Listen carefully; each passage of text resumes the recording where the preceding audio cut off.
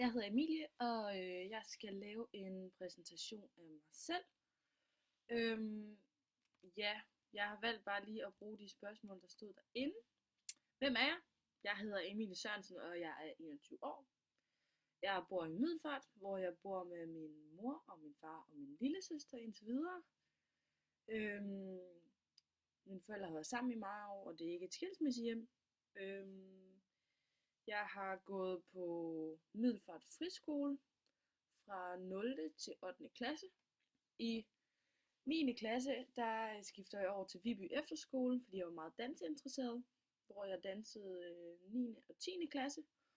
Og efter det, så tog jeg en STX på Middelfart Gymnasium, som jeg øh, bestod her i 2015. Så jeg har en STX. Hvorfor jeg er her, det hænger lidt sammen med de næste slides også, men jeg kan lige hurtigt forklare det. Da jeg kom tilbage fra 10. klasse på Viby Efterskole, der fik jeg et fritidsjob ude i Føtex i Middelfart, hvor at jeg arbejdede i tekstilafdelingen som ungarbejder. Og det gjorde jeg faktisk fra jeg var 16,5 til jeg var 18. Da jeg bliver 18, der bliver jeg så fyret på grund af, at de ikke kan have så mange over 18 mere, så jeg bliver sådan opsagt, eller min kontrakt udløber, som det jo hedder. Men de siger, at det er udelukkende på grund af pengemangel, det er ikke på grund af, at de ikke vil have mig, for faktisk så var de rigtig glade for at have mig som medarbejder.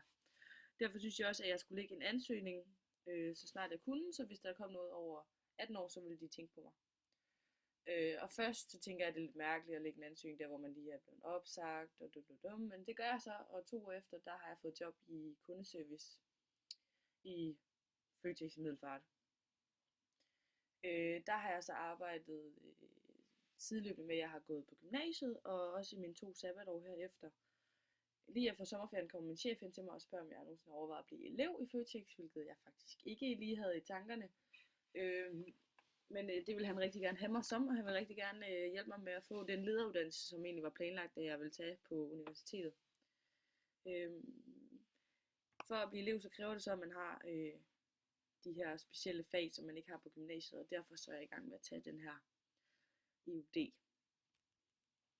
Hvad jeg gerne vil have med for kurset, det er selvfølgelig på grund af det her med mit fritidsjob, at jeg så skal sørge for, at jeg kan få den her elevplads, de vil give mig, og de har heldigvis været så søde at presse elevpladsen fra januar til den 29.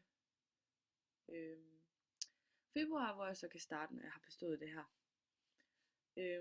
Hvad jeg gerne vil på sigt, det er i hvert fald, at umiddelbart vil jeg gerne igennem det her med Føtex, da jeg er vildt glad for at arbejde derude. Tage en elevplads, derefter tage en ledertrainee, og så på sigt selvfølgelig komme op i hierarkiet. Jeg havde aldrig rigtig tænkt, at jeg skulle arbejde i en Føtex,